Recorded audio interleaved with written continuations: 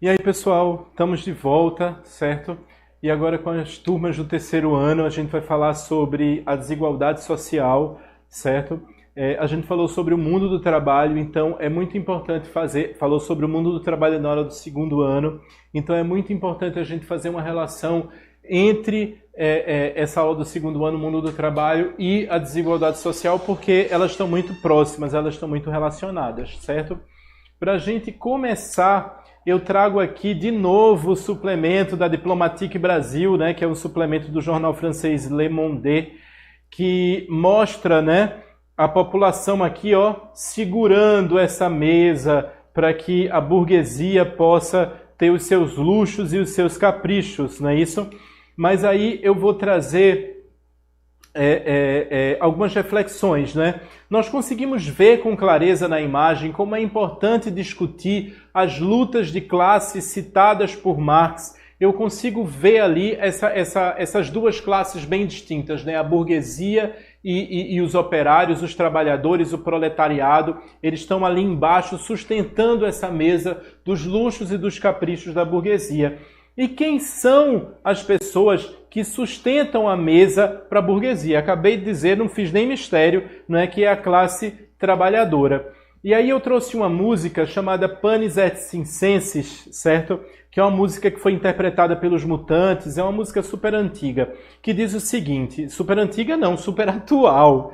Ela diz assim: eu quis cantar minha canção iluminada de sol, soltei os panos sobre os mastros no ar, soltei os tigres e os leões nos quintais, mas as pessoas na sala de jantar são ocupadas em nascer e morrer. Mandei fazer de puro aço luminoso um punhal para matar o meu amor e matei, às 5 horas na Avenida Central, mas as pessoas na sala de jantar são ocupadas em nascer e morrer. A música Panis et Circenses, que é uma tradução do latim, que na tradução do latim quer dizer pão e circo, né? É uma música do Caetano Veloso e do Gilberto Gil que trata da desigualdade. E aí a gente vai fazer uma relação, certo, da música Panis et Circenses lá com a capa da revista Diplomatique, não é? Quem são as pessoas na sala de jantar? Lembrando que naquela imagem de cima você tinha pessoas que estavam ali, né, se alimentando, brindando, não é? Quem são essas pessoas na sala de jantar? Quem é que está em cima da mesa? Quem é que está embaixo da mesa? E aí a grande pergunta é: quais são as preocupações desses dois grandes grupos sociais, né? Dessas duas classes sociais distintas? Qual é a preocupação dessa turma que está em cima da mesa? Qual é a preocupação dessa turma que está embaixo da mesa? E o que é que acontece com os sonhos dos trabalhadores? Vamos lá. O primeiro conceito que a gente vai trazer é, obviamente, o de desigualdade social, né? Desigualdade social é um fenômeno que existe desde o descobrimento do Brasil. Classes sociais foram definidas em um processo de colonização que foi de exploração. Portugueses, índios e povos negros escravizados trazidos da África. A desigualdade existe quando a sociedade não conta com uma distribuição igualitária de renda e de direitos. Gente, é muito importante falar sobre esse período da colonização, certo? Porque a desigualdade ela existe há mais de 500 anos no Brasil, certo? Então, quando você separa portugueses, índios e negros, você vai ter negros como povos escravizados, você vai ter índios como um povo explorado e você vai ter ali portugueses como exploradores. Não exploradores de pessoas, mas exploradores dessa terra. Pedras preciosas, ouro, o próprio pau-brasil, tudo isso foi levado da nossa terra, tudo isso foi roubado da nossa terra. Enquanto índios e negros, eles eram explorados e escravizados, né? Então existe no processo de desigualdade social um elemento muito importante que é o elemento de exploração. Você vai ter uma classe dominante que a gente já chamou de classe hegemônica, certo? Hegemônica porque ela é dominante e ela controla inclusive a mídia e a cultura. E a gente vai ter também, certo, uma classe que é a classe trabalhadora. E essa classe trabalhadora, ela está submissa a essa classe hegemônica que exerce poder sobre ela, tá certo? Então, o que é que a gente vai ter aqui? No caso do Brasil, a distribuição desigual de renda é tão acentuada que apenas uma mínima parcela da população concentra grande parte da renda, enquanto a menor parte da renda é distribuída entre a maior parte da população. Então, para isso, a gente vai ver um estudo da Oxfam no Brasil. A Oxfam é uma organização não governamental, salvo engano, ela é lá do Reino Unido, que ela diz o seguinte, que enquanto metade da população ganha em média R$ 1.640 por mês, 0,1% da população recebe em média mais de 135 mil mensais. Isso são dados das declarações de imposto de renda de 2016, que mostram os 10% mais ricos do país, que ficam com 34% de toda a renda bruta declarada. E são também os que mais concentram os rendimentos isentos de impostos. Ou seja, a gente vai ter aí uma classe, que é uma classe rica no Brasil, certo? Vamos fazer agora, contar uma historinha. Traz aqui para mim, para a gente poder conversar. Será que dá para usar essa câmera aqui? Eu vou contar uma historinha para vocês, certo?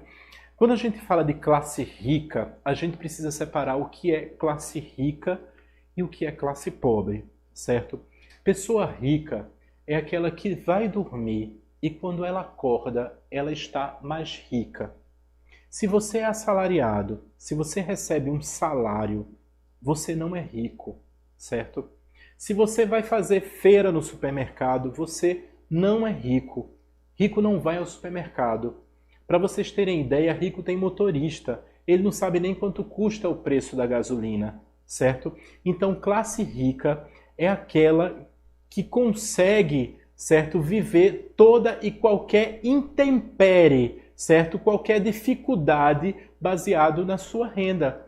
Então a gente precisa separar muito bem quem é rico e quem é pobre. Porque tem muita classe média dizendo assim, ah, eu sou rico. Não, não é. Rico é aquele que dormiu, mas tem tanto dinheiro investido que quando ele acordou, o investimento deu certo e olha, ele tem mais dinheiro, certo? Então a gente separa quem é rico e quem é pobre. Para a gente poder ilustrar esse estudo da Oxfam no Brasil, certo? Eu vou trazer para vocês aí uma pirâmide. Essa pirâmide é a pirâmide no Brasil dos 10% mais ricos que concentram 34% de toda a renda bruta declarada, tá certo? Eu vou falar uma coisa aqui que eu não sei se eu posso. Mas quando a gente fala de renda declarada, tá certo? A gente vai lembrar que existe uma coisa chamada sonegação de imposto. Então existe uma parcela dessa classe rica que não está colocando no imposto de renda aquilo que realmente tem e aquilo que realmente ganha. Então eu posso supor que esse percentual aqui de pessoas que declaram imposto de renda e que são os 9% mais ricos do Brasil, ele pode ser um percentual muito maior. Mas vamos lá. 10% dos declarantes, certo? Eles indicam que ganham entre R$ 135 mil mensais, R$ 34 mil mensais, isso cai para 0,9%, e R$ 13.669 mensais, certo? Então esse é um valor já muito exorbitante para a nossa realidade, né? 135 mil eu não posso nem pensar nessa quantia, né? Quem sabe um dia os professores estão ganhando 135 mil, vamos torcer para isso. Aí a gente vai ter 40% dos declarantes, olha só a diferença, gente, de 135 mil para R$ 4.660 mensais. Isso é 40% dos declarantes. E quando a gente passa para a fatia maior, lembra da história da pirâmide? Vocês viram isso na escola e a gente viu também na aula anterior, que essa base da pirâmide é a base maior. Olha só a base da pirâmide, que é 50% dos declarantes que ganham R$ 1.640 mensais. Então a gente volta, não é, àquela apresentação anterior, né, que diz o seguinte, que segundo esse estudo, existe uma questão aí onde 34% de toda a renda bruta declarada, certo? Ela fica com a maioria das pessoas, enquanto 10% dessa renda bruta, ela fica com os mais ricos no país, certo? Quando eu digo que 10% da riqueza do Brasil fica, certo, com as pessoas mais ricas do país, eu estou dizendo que existe uma distribuição desigual de renda. E aí a gente está falando sobre desigualdade, tá certo? Por isso, quando a gente falou nessa coisa do Covid, da pandemia, de onde vai tirar dinheiro, que o Estado não tem dinheiro, o Estado que eu falo é o governo nacional, não tem dinheiro. Outros países, como a Argentina, por exemplo, está taxando as grandes riquezas. Então, esses 10% aí que concentram a maior riqueza do país poderiam estar distribuindo essa renda para que, a partir da distribuição dessa renda, a gente pudesse, por exemplo, ter recursos para que a gente pudesse lidar melhor perdão, com a pandemia do coronavírus, tá certo? Então, vamos passar aqui, vamos pular essa pirâmide que a gente já viu e a gente vai passar aqui para divisão desigual de renda, certo? Aí eu queria que vocês colocassem aqui na tela, por gentileza. A divisão desigual de renda, ela limita o acesso a bens e serviços, como também afasta os grupos desfavorecidos da educação de qualidade e de bens culturais e históricos. Gente, vamos ler isso de novo? A divisão desigual de renda limita o acesso a bens e serviços, como também afasta os grupos desfavorecidos da educação de qualidade e de bens culturais e históricos. Mas espera aí, Hugo, o que é que você está querendo dizer com isso? Está querendo dizer que eu estudo numa escola muito bacana, tenho professores muito especiais, mas eu sou um grupo desfavorecido? Vamos entender direitinho. Vou passar aqui para vocês entenderem. Olha só. Eu posso estudar em uma boa escola pública, certo? E eu posso dizer com muita alegria que Pernambuco tem boas escolas públicas, certo? De horário integral, com professores capacitados, e aí vocês têm uma turma que está aqui no EducaPE, vocês têm uma turma que está acompanhando vocês na escola, que é uma galera super capacitada, mas as classes mais favorecidas abastecem os seus filhos estudantes com uma série de benefícios que colocam os jovens de classes sociais diferentes em uma prática de desvantagem.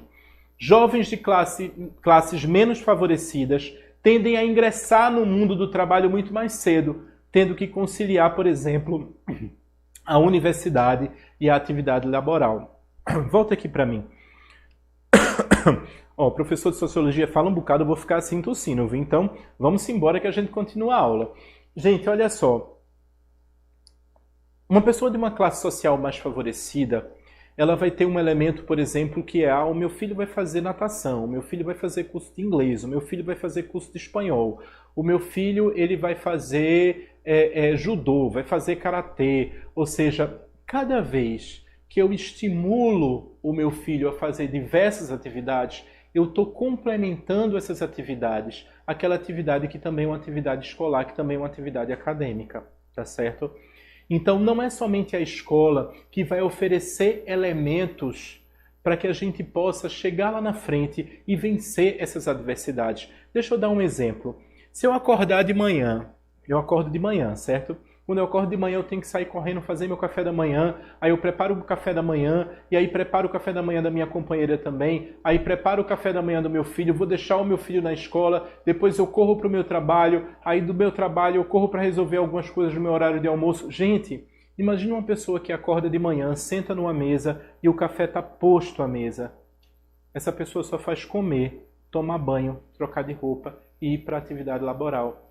Vocês percebem que essa correria do dia a dia, para essa pessoa que vai ter uma série de ajudantes para dar suporte à sua atividade, essa pessoa vai ter muito mais facilidade de ter mais tempo para estudar, de ter mais tempo para se dedicar aos estudos, de ter mais tempo para ter suporte, por exemplo, de fazer um curso de reforço, de fazer matéria isolada, de fazer outras atividades acadêmicas que possam dar suporte à sua atividade escolar. Então é isso que eu quero falar, é igualdade de direitos. Então quando alguém chegar para você de uma classe mais favorecida e disser assim: eu me esforcei muito para chegar aqui, desconfie. Porque não é somente esforço, é privilégio. A gente está falando sobre privilégio.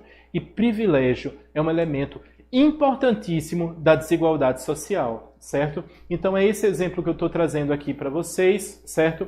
E quando eu trago anteriormente o exemplo da universidade, eu, por exemplo, entrei na universidade super novo, sei lá, tinha 16, 17 anos, eu era menor de idade, minha mãe teve que assinar um termo para eu poder entrar na universidade, mas eu estudei em escola pública, foi super difícil entrar na universidade.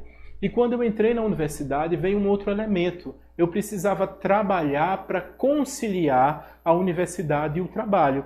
Mesmo estudando a universidade pública, eu precisava ter uma série de coisas, de livros, de material de pesquisa, para poder dar conta da universidade. Então, quando a gente vem de uma classe menos favorecida, a gente está dizendo que a gente precisa se esforçar muito mais do que quem vem de uma classe favorecida, para poder a gente dar conta das nossas atividades acadêmicas. E é importante lembrar, né, que tem gente que vai para a universidade de carro, que chega lá tranquilinho, com o ar-condicionado ligado, enquanto a maior parte da população tem que ir para a universidade num ônibus lotado, pegar às vezes 2 ônibus, cruzar vários municípios para poder chegar na universidade e dar conta das suas atividades acadêmicas, tá certo? Então, a gente percebe muito claramente aí que existe uma desigualdade social. Essa já é uma desvantagem, ou seja, desigualdade de direitos, consequentemente, a dificuldade em obter educação de excelência afasta a camada mais pobre dos bons empregos, lhe restando apenas baixos salários e condições precárias de sobrevivência. A gente já tinha falado sobre sobrevivência. Quando a gente tinha falado sobre sobrevivência, a gente tinha falado sobre uma coisa que é subsistência. A gente não trabalha somente para pagar conta. A gente não trabalha somente para comprar feijão e arroz. A gente trabalha para comprar feijão, a gente trabalha para comprar arroz, a gente trabalha para comprar o refrigerante do final de semana, o espumante que a gente vai estourar lá na festa de final de ano, não é? A gente trabalha para poder passar as férias na praia, a gente trabalha para um monte de coisas. A gente trabalha para comprar fantasias de carnaval, gente. A vida é muito mais do que comer, vestir e beber. Junto à desigualdade social, surge uma série de outros problemas e conflitos sociais, certo? As desigualdades surgem a partir da estratificação social, que é a divisão da sociedade em classes. A gente já tinha falado sobre isso, né? Quando a gente falou sobre duas classes sociais distintas, onde a gente tem uma classe social hegemônica, a gente tem uma classe social que ela é dominante, e a gente tem uma classe social que é a classe social operária e trabalhadora. Mas a gente vai voltar para cá. Entre os problemas e conflitos gerados pela desigualdade, a gente pode citar fome e miséria, pessoas vivendo em situação de rua ou em péssimas condições de moradia, mortalidade infantil, abandono e evasão escolar. É importante falar sobre abandono e evasão escolar, porque eu tive a oportunidade de fazer um estudo, uma pesquisa sobre abandono e evasão escolar, certo? Onde muitos jovens eles abandonam a escola para poder trabalhar. Quando eles perdem o emprego ou quando eles são afastados do emprego, raramente eles voltam para a escola para poder dar continuidade aos seus estudos. Então a gente precisa pensar nessa realidade. Vocês que estão aí em casa, vocês vão ter um monte de casos de pessoas que tiveram que abandonar a escola para poder se dedicar ao trabalho, mas que depois que perderam o seu trabalho, ou que não conseguiram outro trabalho, não conseguiram retornar para a escola. E não foi por dificuldade de acesso, não. Não conseguiram voltar para a escola porque perderam o ânimo. É muito difícil quando a gente quebra essa rotina da gente, né? É difícil para a gente retomar. E aí eu deixo meu desejo para vocês que a gente retome essa rotina, que a gente tenha coragem em vencer essa adversidade. E eu posso dizer também de coração muito aberto que o Estado de Pernambuco e a Secretaria Estadual da Educação está pronto para receber vocês de volta, para que a gente possa dar continuidade a esses estudos. Mas vamos voltar para cá. Abandono e evasão escolar, marginalização de grupos sociais, aumento dos índices de violência e criminalidade, certo? A gente vai falar sobre isso também, mas antes eu preciso falar sobre um outro conceito. O conceito número 2 é o seguinte: estratificação social. O que é estratificação social? Certo? É uma forma simples de entender o que é estratificação social, é enxergá-la como um conjunto de desigualdades que atingem diferentes sujeitos de uma sociedade, separando-os de alguma forma dos demais. Um grupo de pessoas que pertence a uma camada mais pobre de uma sociedade, por exemplo, acaba não tendo acesso aos mesmos serviços disponibilizados a uma pessoa de melhor condição econômica. Quando a gente fala sobre estratificação social, gente, a gente fala daquela pirâmide, né? O que é a pirâmide? A gente está dividindo as pessoas em castas, em classes. Então você vai ter na ponta da pirâmide pessoas que têm uma condição financeira muito melhor, e lá na base da pirâmide você vai ter pessoas que têm uma condição financeira bem pior. Então o que a gente está fazendo quando a gente está discutindo o conceito de estratificação social? É quando a gente separa em estratos mesmo, né? A gente separa em grupos, as pessoas mais favorecidas, as pessoas menos favorecidas. E quando a gente pega as pessoas menos favorecidas, a gente vai ter pessoas que trabalham, mas que ganham muito pouco. A gente vai ter pessoas que trabalham e que ganham quase nada. A gente vai ter pessoas que não trabalham e não têm de onde tirar a sua fonte de renda. Então, estratificar é realmente dividir a sociedade, e aí a gente marginaliza aqueles que são mais pobres. Eu não estou dizendo nem a gente, porque a gente fala de uma classe dominante que tende a marginalizar, que tende a dividir as pessoas. Então, estratificação social é exatamente isso. É a divisão, é a separação, certo? Das pessoas em classes. Continuando, isso também é visto de forma ainda mais clara na composição e na organização da maior parte das grandes cidades. Os bairros periféricos, falando da periferia, né, onde se encontra a maior parte da população mais pobre, estão localizadas comumente mais afastadas dos centros das cidades. Aí eu vou trazer dois elementos para poder ilustrar para vocês. Quando a gente fala, por exemplo, da Turma do Passinho, que eu tenho maior respeito e maior admiração, volto a dizer isso, né? A Turma do Passinho, quando ela sai lá da periferia e ela vem ali para as disputas do Passinho, nos shopping centers, no centro das grandes cidades, a gente teve uma disputa gigantesca lá no Marco Zero. O que eles estão fazendo? A gente está saindo da periferia para mostrar para a grande cidade que existe cultura, que existe poder, que existe resistência na periferia. Quando a gente está falando, por exemplo, do movimento de pichação, e aí os historiadores da arte podem falar um pouco sobre isso, né? As pichações, elas nada mais do que expressões de arte. É quando as pessoas saem da periferia e elas vão para os grandes centros e elas fazem um registro em forma de pichação. Certo? Eu não estou aqui discutindo se é certo, se é errado, se eu sou a favor ou se eu sou contra. Mas a pichação é uma forma de expressar arte e é uma forma de mostrar para a sociedade que essa periferia ela existe e que ela precisa de visibilidade. E mais do que visibilidade, ela precisa de investimento, certo? Voltando para cá. Né? Eu vou ler de novo essa parte aqui. Isso também é visto de forma ainda mais clara na composição e na organização da maior parte das grandes cidades. Os bairros periféricos ou as periferias onde se encontra a maior parte da população mais pobre estão localizadas comumente mais afastados dos centros das cidades, certo?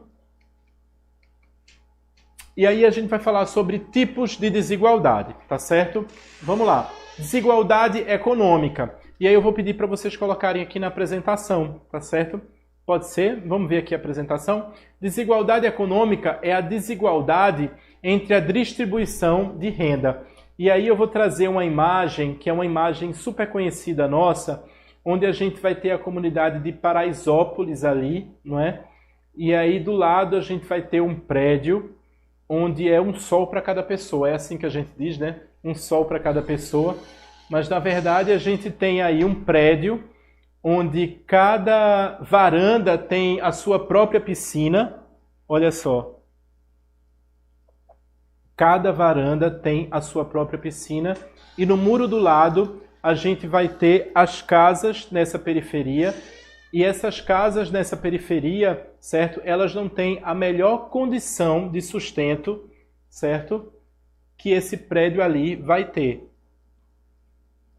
Então, o que é que eu tenho aí, gente? Eu tenho uma foto que registra, certo? Um elemento de desigualdade de distribuição de renda gritante. Eu fico imaginando uma pessoa na varanda ali tomando banho de piscina, certo? E olhando para toda essa comunidade e se questionando, né?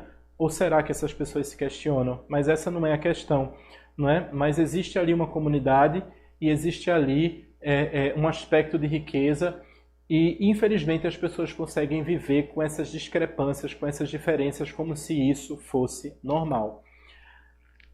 E aí tem aqui a referência, né, que a gente tem moradias de um bairro nobre de São Paulo e casas em uma das maiores periferias da cidade de São Paulo, né, que é a comunidade de Paraisópolis. Mas, peraí, tem uma outra coisa que eu quero falar sobre Paraisópolis. Paraisópolis tem dado um exemplo gigantesco de superação do Covid-19 e eu estou super orgulhoso dessa turma. Aqui a gente vai ter um grupo de pessoas na comunidade. Isso aí saiu como portal de notícias G1, que publicou recentemente a notícia de que Paraisópolis é uma das comunidades mais organizadas no combate ao Covid-19. Para vocês terem ideia, existe presidente de rua que tem acompanhado se as pessoas elas realmente estão em situação de isolamento. Esses presidentes de rua, eles acompanham essas pessoas para saber se elas precisam de alimento, se elas precisam de suporte à saúde, se elas precisam ser levadas ao médico, certo? Então existe aí um laço de solidariedade muito grande enquanto as pessoas estão isoladas ali nas suas salas de jantar e nas suas piscininhas particulares. O pessoal da comunidade de Paraisópolis está se organizando para que eles possam exercer um laço de solidariedade que eu vou chamar aqui, contrariando Durkheim, de solidariedade mecânica, quando são pessoas iguais e elas precisam se ajudar para vencer essa adversidade. Então aqui eu trago até isso escrito. Na imagem vemos um grupo de socorristas que foram capacitados pelas lideranças comunitárias para atuar em brigadas de emergência na comunidade. A desigualdade faz com que as classes sociais menos favorecidas criem grupos de solidariedade para atender às demandas que são urgentes e que são necessárias, certo? Aí a gente vai agora para um outro tipo de desigualdade, que é a desigualdade racial, certo? A desigualdade de oportunidades para as diferentes raças, né? Negro, branco, amarelo, pardo, não é? E aí a gente tem vários conceitos para cores, não é? Mas a gente fala sobre desigualdade racial e aí eu trago uma informação, vou pedir para passar para cá porque é um texto grande para a gente ler junto, tá certo? A Pesquisa Nacional por Amostra de Domicílios Contínua, certo? Que é uma pesquisa trimestral, ela é compilada pelo IBGE. Ela divulgou um levantamento sobre a taxa de desemprego no Brasil, que aponta que o índice de desemprego ainda é muito mais elevado entre pretos e pardos do que entre brancos. Gente, preste atenção nesse dado. No segundo trimestre de 2018, a taxa de desemprego ficou entre 9,9% entre brancos, resultado inferior a de pretos e pardos, que respectivamente 15% de desemprego para pretos e 14,4% de desemprego para pardos. Lembrando que a taxa de desemprego média no país ela foi de 12,4%. Então, segura aqui esse dado, gente. 12,4% é o desemprego médio. O desemprego para pessoa branca ficou abaixo do desemprego médio no Brasil. Mas o desemprego entre pessoas negras e pessoas pardas ficou superior à taxa de desemprego média no país. Só que se a gente for fazer uma conta, tá certo? Vamos fazer essa conta.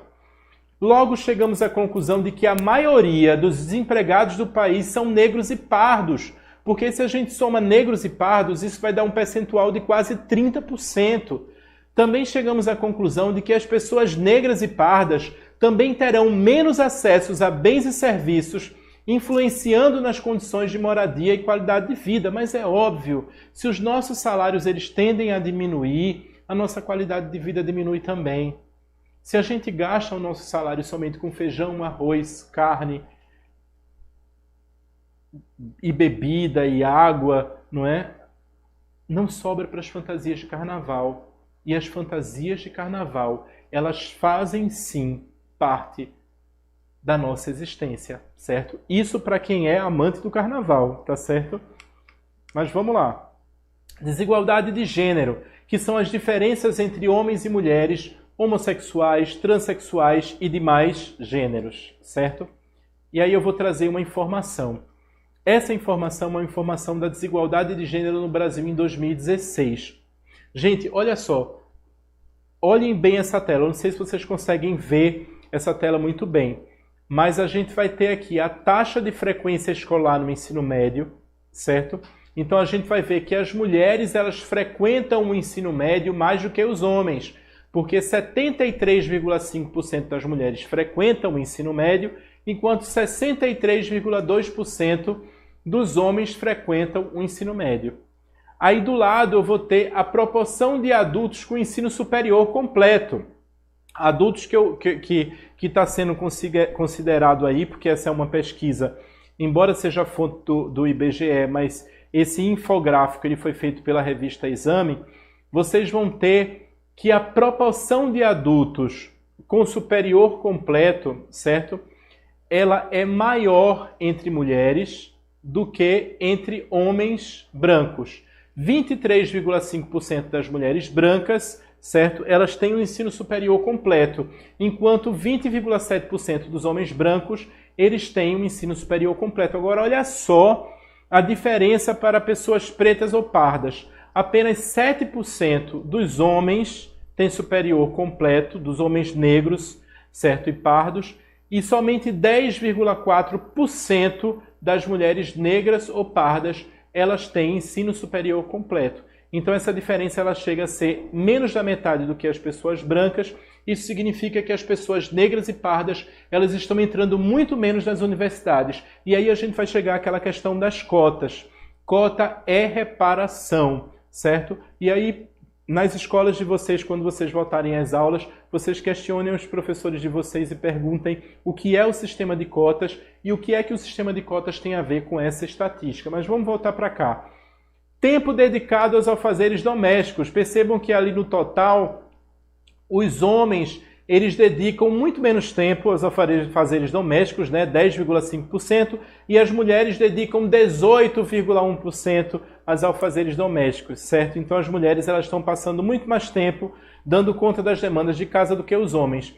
Quando a gente vai dividir isso entre a pessoa branca e a pessoa preta ou parda, a gente também vai chegar à conclusão que homens e mulheres, negros e pardos, eles passam muito mais tempo se dedicando aos afazeres domésticos do que a pessoa branca. Agora tem um dado importantíssimo quando a gente chega aqui do lado, que é o de diferenças salariais. Olha só, quando a gente vai falar sobre diferenças salariais entre homens e mulheres, a gente vai perceber que as mulheres elas ganham em média R$ 1.764 e os homens eles têm um rendimento mensal de R$ 2.306. Mais uma vez eu volto a falar que as mulheres, embora exercendo os mesmos cargos, embora as mulheres elas trabalhando com as mesmas funções, elas continuam ganhando a mesma coisa do que os homens. Minha gente, está na hora da gente destruir o patriarcado e a gente trazer essas mulheres à luta e mostrar que homens e mulheres, eles precisam sim ter o mesmo rendimento para as mesmas funções, certo? Então vamos lá, representação política na Câmara. Olha só, 10,5% dos assentos da Câmara dos Deputados, eles são ocupados por mulheres. Se a gente for olhar a imagem, vocês vão perceber que a diferença em números é muito grande, não é? E quanto a cargos de gerência nas empresas, não é? 62,2% eles são ocupados por homens e apenas 37,8% eles são ocupados por mulheres, né? Então a diferença ela é muito grande e aí a gente tem dados de 2006 sobre a desigualdade de gênero, certo? As mulheres elas ganham menos do que os homens, mesmo ocupando os mesmos cargos. A realidade é bem pior para mulheres e homens transexuais, porque poucos conseguem ocupar as vagas de trabalho desejadas por todos, basicamente por conta do seu gênero. Nos últimos anos, encontramos mulheres transexuais ocupando os cargos públicos, professoras, enfermeiras. No entanto, os casos ainda são minoria. Grande parte das mulheres transexuais mal consegue terminar os estudos por conta do preconceito e muitas aderem a formas alternativas de gerar renda, tornando esse público cada vez mais fragilizado. Então, gente, está na hora da gente virar essa mesa e mudar essa realidade, né? Isso, para mim, é profundamente estranho. E aí a gente chega na questão do pensamento crítico, quando a gente precisa mudar essa realidade de fato, tá certo? Desigualdade regional. A gente vai ter disparidades entre regiões, cidades e estados, tá certo? E aí a gente traz um quadro aqui para refletir sobre isso. Olha só, fazendo uma classificação baseada no IDH das regiões brasileiras, eu vou dizer o que é IDH. A gente vai ter a seguinte hierarquia. Em primeiro lugar, eu tenho o Rio Grande do Sul, Santa Catarina, São Paulo, Paraná, Rio de Janeiro, Espírito Santo e Mato Grosso. Em segundo lugar, eu tenho Minas Gerais, Goiás, Mato Grosso, Rondônia, Amazonas, Roraima e Pará. Em terceiro lugar, eu tenho o Acre, o Pará e Sergipe. E em quarto lugar, gente, eu tenho todos os estados do Nordeste, com exceção de Sergipe. Então a gente precisa pensar desigualdade regional. A gente precisa pensar nessa distribuição de renda do governo federal, que ela seja feita de forma, certo, que possa atender às necessidades de regiões que são menos favorecidas e que têm mais intempéries, por exemplo, não é isso? E aí eu vou trazer rapidamente o conceito de IDH. O IDH, que é o Índice de Desenvolvimento Humano, é uma unidade de medida utilizada para aferir o grau de desenvolvimento de uma determinada sociedade nos quesitos de educação, saúde e renda. Então eu tenho aí 3 elementos para poder analisar o IDH, né? Que é educação, saúde e renda. A utilização de um indicador que envolvesse outras variáveis que não somente a questão econômica ocorreu pela primeira vez em 1990 pelo Programa das Nações Unidas para o Desenvolvimento, não é? Que é o PNUD. Esse indicador ele foi criado pelo paquistanês Mahbub ul Haq e pelo indiano Amartya Sen, certo? Então o IDH ele traz outros elementos que não somente elementos econômicos. Ah, mas o PIB está muito alto, a economia está muito alta. Mas aí o que é que essas pessoas pensaram? Peraí, o índice de desenvolvimento humano não é só se a economia ela está muito bacana, porque a economia pode estar maravilhosa, mas a gente vai ter péssimas escolas, uma saúde que não atende a população, certo? A gente tem um outro elemento que é a renda do trabalhador. Então, assim, ao invés de a gente analisar basicamente o fator econômico, a gente vai avaliar outras variáveis, que é a renda, a educação e a saúde. Então, é isso que caracteriza o IDH. É importante que essas variáveis, educação, saúde e renda, elas permitem uma comparação com praticamente todos os países do globo e serve de referência para mensurar a resposta de determinado país frente a essas importantes demandas. O IDH é uma referência numérica que varia entre 0 e 1, mas é importante lembrar que nenhum país até hoje ele teve 0 de indicador e também nenhum país, certo? Ele teve 1 de indicador. Então, 0 a 1, nenhum país conseguiu chegar a esse indicador. Eu vou trazer para vocês uma música que se chama Wave, que diz assim: vou te contar, os olhos já não podem ver coisas que só o coração pode entender. Fundamental é mesmo amor, é impossível ser feliz sozinho. O resto é mar. É tudo que eu não sei contar, são coisas lindas que eu tenho pra te dar. Vem de mansinho a brisa e me diz, é impossível ser feliz sozinho. Por que eu tô trazendo essa música, gente? O Tom Jobim, ele fala que é impossível ser feliz sozinho. Nós vivemos em sociedade, certo? Quando a gente vive em sociedade, quando a gente está vivendo em sociedade, a gente está trazendo um elemento muito importante, que a gente não consegue viver só. A gente precisa do outro, a gente precisa da outra pessoa. Eu preciso dos meus colegas do futebol, eu preciso da turma na cervejinha, eu preciso da galera da bicicleta, eu preciso dos meus pais, eu preciso namorar, eu preciso pegar na mão, tá certo? Então a pergunta a grande questão é, se é impossível ser feliz sozinho, vamos tentar viver em comunidade, vamos tentar viver junto e vamos tentar amenizar essas desigualdades, porque o planeta é um todo e a gente precisa se ajudar. Vamos para as perguntas agora? Vamos lá. Opa, tá aqui. Paulo Gustavo, que é do EREM, professor Jordão Emereciano. Já é a segunda ou terceira pergunta do Jordão Emereciano, né? O Jordão Emereciano, ó, botando fogo nas perguntas. Boa tarde, professor. Podemos afirmar que a desigualdade econômica seria interesse dos nossos governantes? Ixi, Maria, pergunta difícil. Não, não é pergunta difícil não, na verdade é uma pergunta fácil. Olha só, eu vou falar uma coisa aqui que eu não sei se eu posso falar, viu? Se não puder falar, vocês me cortem aí. A desigualdade econômica... Deixa eu contar uma historinha. Quando a gente fala sobre a Idade Média, do surgimento do Estado, o Estado com E maiúsculo, eu não estou falando de Estado de Pernambuco, Estado de Sergipe, é o Estado enquanto uma instituição que vai criar leis, criar regras, criar normas que possam conduzir essa sociedade. O que acontece? Certo? O Estado ele é criado basicamente para proteger a propriedade privada. Mas vamos lá, pergunta bem rápida. A propriedade privada era das pessoas ricas ou das pessoas pobres? Das pessoas ricas, não é? Então, o Estado lá na Idade Média, ele foi criado para proteger os interesses da nobreza, para defender os interesses dos reis. Então já começou errado. Quando a gente volta para os tempos atuais, a gente vai encontrar alguns elementos que são elementos mais eu não posso nem dizer políticos, mas existem pessoas sim que têm interesses que são interesses pessoais. Aí quando você me pergunta, podemos afirmar que a desigualdade econômica seria interesse dos nossos governantes? Veja só, eu poderia citar aqui uma série de pessoas que estão hoje à frente dessa política partidária, à frente dessa política de governo, tentando minimizar esses danos e tentando combater, certo, essa crise que está instaurada, certo, por conta do coronavírus.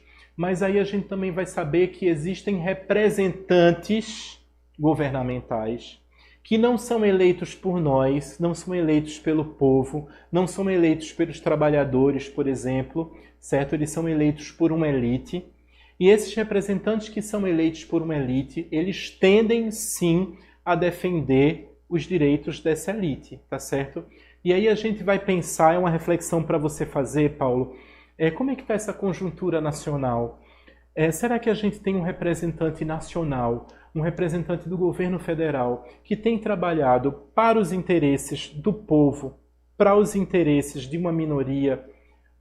Quem são essas minorias? Mulheres, que nem são tão minoria assim, elas são maioria no Brasil, né?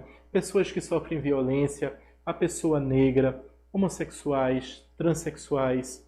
Então é óbvio que vão existir pessoas que vão defender, que vão estar nesse espaço para defender direitos que não são direitos do povo e não são direitos da maioria. Está aí a reforma da Previdência para poder explicar isso, está aí a reforma trabalhista para poder explicar isso. É muito triste que isso aconteça no nosso país, é muito triste que isso aconteça no Brasil, mas aí está você pensando e refletindo essas coisas e a gente tem a possibilidade de mudar e de transformar essa realidade. É só pensar um pouquinho antes da gente poder assinar lá o nosso voto. Tá certo?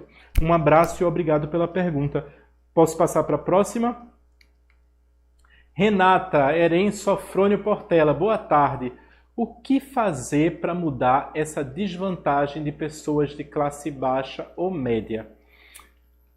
Renata, olha só. O nosso colega Karl Marx, ele dizia que só através da revolução. E eu vou defender ele sim. É uma revolução. Você lembra quando eu falei sobre o passinho? Não sei se você assistiu a aula do 2º ano, né? Mas quando eu estava falando do passinho dos malocas, e a gente diz assim, isso é resistência, é a gente sair da periferia, é a gente mudar, é a gente transformar essa realidade, certo? Então a única forma que a gente tem para transformar essa realidade é a gente partindo para a luta, certo? E para partir para a luta é a gente poder ter consciência de classe. O que é ter consciência de classe? Eu entender que eu sou trabalhador e eu tenho que estar do lado dos trabalhadores. Sabe por que eu tenho que estar do lado dos trabalhadores? Porque a classe dominante, a classe rica, eles estão se unindo e eles estão se fortalecendo para que eles nunca deixem de ser a classe dominante. Então a primeira coisa que a gente precisa fazer é ter consciência de classe, entender que nós somos trabalhadores, entender que a gente precisa transformar essa realidade. E a gente não precisa fazer muita coisa não, isso pode começar no seu bairro. Lembra do exemplo lá de Paraisópolis, quando aquela comunidade se organizou para poder proteger a vida daquelas pessoas? Quando a gente está protegendo a vida daquelas pessoas, a gente já está mudando essa desvantagem que existe entre pessoas de classe baixa ou de classe média. Uma outra coisa que você pode fazer é continuar na escola que você está, que é uma escola super especial, certo? Você se dedicar aos estudos, você transformar essa realidade a partir da educação, você entrar na universidade e você mostrar que você pode ser maior do que você já é. Você já é grande, minha amiga, e você pode ser gigantesca. E aí você pode trazer todos os seus amigos para essa disputa da gente poder transformar essa realidade, da gente poder mudar essa realidade. Como eu falei antes, a gente tem mulheres trans que estão na universidade. Eu tenho uma grande amiga trans, Dayana, manda um beijo para ela, ela trabalha na secretaria, terminou o mestrado agora, é uma mulher gigantesca, fortíssima, super poderosa e que traz tanta coisa nova para a gente. Ela venceu a estatística. Ela superou essa realidade, está aqui, eu, Hugo, um homem negro de periferia, e eu estou aqui dando aula para vocês e refletindo junto com vocês essa realidade. A gente tem um monte de referências, isso se chama representatividade. Então, Renata, eu sei que eu vou te encontrar aí na vida, porque eu tenho uma coisa que eu digo assim, que professor é só para a escola. Amigo é para a vida toda, tá certo? Então a gente vai estar junto aí, a gente vai se encontrar e eu vou te encontrar assim super poderosa, mudando conceitos, transformando realidades e mostrando pra gente que não é só quem está na periferia que não tem direitos nem oportunidades. A gente pode sim transformar realidades e é isso que eu desejo para você, tá certo? Tem mais perguntas, gente? Tem mais perguntas? Vamos lá. Emerson Fernandes, que é da ETE Maria Eduarda Ramos Barros de Carpina. Adoro Carpina. Professor, a ideia do capital cultural abordado pelo sociólogo Pierre Bourdieu possui relação com as desigualdades sociais? Que danado você, viu? Olha, eu vou dizer uma coisa, o Pierre Bourdieu ele foi utilizado no meu mestrado, viu? Eu sou danado em Pierre Bourdieu e a gente vai agora discutir essa questão. Veja só. O Bourdieu ele cria uma teoria que é chamada teoria da reprodução social. Vou até colocar um negocinho aqui para não passar, porque não vai ter mais tempo para pergunta. Ele cria uma teoria chamada teoria da reprodução social, que é importantíssima, certo? Para a gente poder discutir a luta de classes dentro de instituições. Por exemplo, se uma escola, certo? Ela está dentro de uma comunidade que é uma comunidade machista, a escola vai ser machista também. Se a escola ela está dentro de uma comunidade que é homofóbica, a escola vai ser homofóbica também. Mas por que a escola vai ser homofóbica? Porque a escola, ela reproduz esse conceito das classes sociais. Ela reproduz a luta de classes. Ela cria a classe hegemônica, ela cria uma classe, certo? Que é uma classe que precisa se apropriar disso que você chama de capital cultural para poder assimilar, certo? O poder que vem de lá da elite, esse poder que vem desse grupo dominante, desse grupo hegemônico, certo? Então a gente tem que entender que nem tudo que é vendido para a gente como informação a gente precisa se apropriar disso. É aí que está o processo de estranhamento da realidade. A gente precisa entender esse processo de dominação e a gente precisa transformar essa realidade. Capital cultural é um elemento que vem desse poder hegemônico e a gente está aqui para transformar essa realidade. E que essa semana seja uma semana de reflexão e transformações. E um abraço bem grande para vocês, gente. Obrigado pela aula, obrigado pelo tempo de vocês. Valeu!